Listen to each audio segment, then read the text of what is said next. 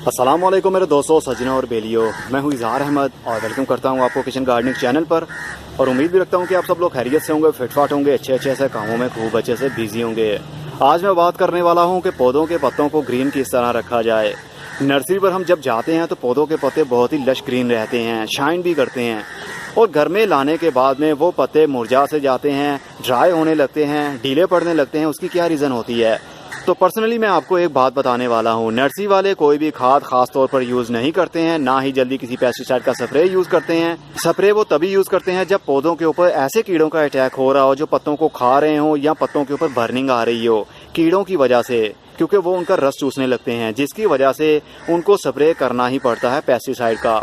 लेकिन खाद वो ओनली 1% ही यूज़ करते होंगे, मोस्टली वो खादें यूज़ करते ही नहीं है नर्सरी वाले प्लांट्स पर। अभी मैं नर्सरी में ही मौजूद हूँ, यहाँ पर कोई भी ऐसा पौधा नहीं दिख रहा जिसके पत्तों के ऊपर बर्निंग आई हो। एक चीज़ आप नोट कीजिए, जहाँ पर हमने पौधे रखे होते हैं वहाँ पर कितना शेडी एरिया रहता है और कितनी धूप आती है। अगर तो वहाँ पर कंप्लीट शेडी एरिया रहता है जहाँ पर ब्राइट लाइट नहीं आ पाती, तब भी पौधों के पत्ते ढीले पड़ने लगते हैं और उसके बाद में खुश्क होने लगते हैं। और अगर ऐसा एरिया हो जहाँ पर ज़्यादा हीट हो और धूप ज़्यादा देर के लिए पौधों को लगे, तब भी पौधों के पत्तों के ऊपर बर्निंग आने लगती है। सर्दी की धूप पौधों को कुछ नहीं कहती, लेकिन जैसे ही गर्मी जून जुलाई की गर्मी आती है तो पौधों के पत्तों के ऊपर बर्निंग आने लगती है। अगर वो पौधे धूप में पड़े हों या ऐसे एरिया में पड़े हों जहाँ पर ज़्यादा हीट होती है। लेकिन नर्सरी में ऐसा बिल्कुल ही नहीं होता, क्योंकि यहाँ पर पौधों की एक कम्युनिटी होती है, गैदरिंग होती है। सैकड़ों पौधे एक दूसरे के साथ में ही टच रहते हैं, जिसकी वजह से उनके अंदर से जब हवा गुजरती है तो वो ठंडी हो जाती है। अगर धूप पड़ती है तो बड़े पौधे जो दरख्त होते हैं वो डायरेक्ट धूप को खुद बर्दाश्त करते हैं, और छन कर जो धूप आती है वो नीचे वाले पौधों को मिलती है, जिसकी वजह से पौधों के ऊपर बर्निंग बिल्कुल भी नहीं आती। लेकिन परमानेंट शेडी एरिया उन पौधों के लिए बिल्कुल भी सूटेबल नहीं है जो फ्रूट देने वाले हों, जैसे टमाटर, मौसमी, माल्टा, अंजीर, नाशपाती, और जितने भी इस दुनिया में ऐसे पौधे हैं जो फ्रूट्स देने वाले हैं, उनको किसी हद तक धूप भी अच्छी लगती है। कंप्लीट शेडी एरिया में उनके पत्ते तो ग्रोथ करेंगे, लेकिन वो फ्रूट बिल्कुल भी नहीं देंगे। अगर उनको फूल लग भी गए तो वो बहुत जल्द जड़ जाएंगे, इसलिए ऐसे पौधों को धूप में रखना चाहिए। लेकिन इस वीडियो के अंदर हम बात कर रहे हैं पत्तों को ग्रीन कैसे रखा जाए। इस नर्सरी के अंदर मैं दो चीज़ें नोट कर रहा हूँ, एक तो ज़मीन और एक दरख्तों की छाँव। दरख्तों की छाँव पौधों की ग्रोथ के लिए बहुत ही अच्छी मानी जाती है, लेकिन उन पौधों के लिए जो लॉन्ग टाइम के लिए नीचे ना रह पाएँ। ये नर्सरी है, यहाँ पर पौधे उन्होंने लाकर रखे होते हैं और ये सेल भी होते रहते हैं और नए उनकी जगह आते रहते हैं। अगर परमानेंट आपने पौधा एक जगह पर रखना हो तो ऐसी जगह पर हम नहीं रखते कि जहाँ पर कंप्लीट इन दरख्तों की छाया नीचे तक आती रहे, क्योंकि पौधे को किसी हद तक धूप भी चाहिए, किसी हद तक छाँव भी चाहिए और किसी हद तक ठंडक और हीट भी। अगर आप अपने पौधों को ग्रीन रखना ही चाहते हैं, आपके पौधों के पत्तों के ऊपर भी बर्निंग आती है, जैसे मेरे भी आ जाती है, मेरे टेरेस के ऊपर भी धूप आती है, हीट भी काफ़ी होती है, नीचे फर्श भी काफ़ी गर्म हो जाता है गर्मी के दिनों में, जिसकी वजह से बहुत ज़्यादा केयर करने के बाद भी, पानी का शावर करते रहने के बाद भी पौधों के एजिज एरिया जो पत्ते होते हैं वो जलना शुरू हो जाते हैं। और उसकी यही वजह होती है कि एक्स्ट्रा हीट पौधों को मिल रही है, गर्म हवा मिल रही है। यहाँ पर तो मई जून के महीने में भी नर्सरी में वो गर्म हवा नहीं चलती, क्योंकि यहाँ पर बहुत सारे पौधे लगे होते हैं और नीचे ज़मीन काफ़ी हद तक गीली रहती है। नीचे से भी मॉइस्चर मिलता रहता है जो ठंडा रहता है, और ऊपर से हवा भी आती रहती है और धूप भी आती है, लेकिन वो ठंडी होकर नीचे तक आती है।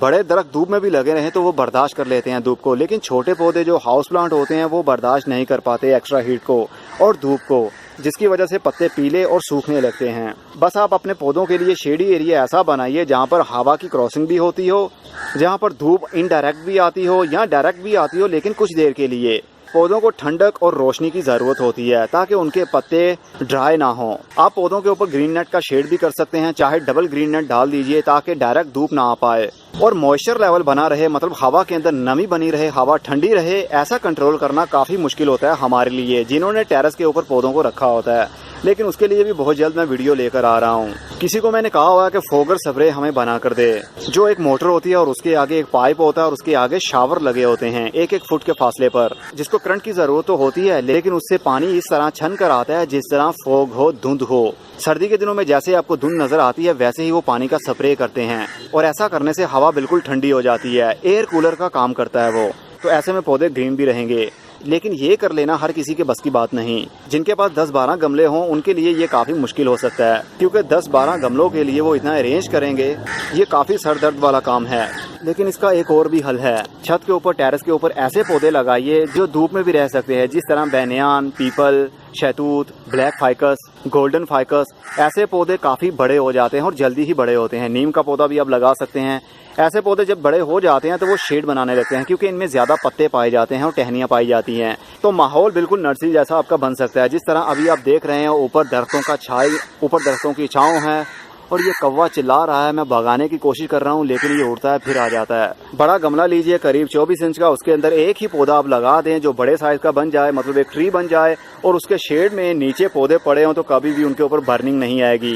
बड़े दरख्त हमारा एसी का काम भी करते हैं। जब गर्म हवा इनके पत्तों को टच करती है और उनके अंदर से होती होती ठंडी होती रहती है, क्योंकि हर पत्ते के अंदर ग्रीनरी है और ग्रीनरी के साथ साथ मॉइस्चर भी पाया जाता है, मतलब पानी भी इनके अंदर मौजूद है। गर्म हवा जैसे जैसे गुजरती जाएगी वैसे वैसे वो ठंडी होती जाएगी, और पौधों को जो नीचे पड़े हुए हैं उनको कोई प्रॉब्लम नहीं होगी और पत्ते भी ग्रीन रहेंगे। होपफुली आपको काफ़ी कुछ सीखने में मिला होगा इस वीडियो में। अब मैं चलता हूँ। खुदा हाफिज़, goodbye, see you and tata, और अपना बहुत सा ख्याल रखिएगा।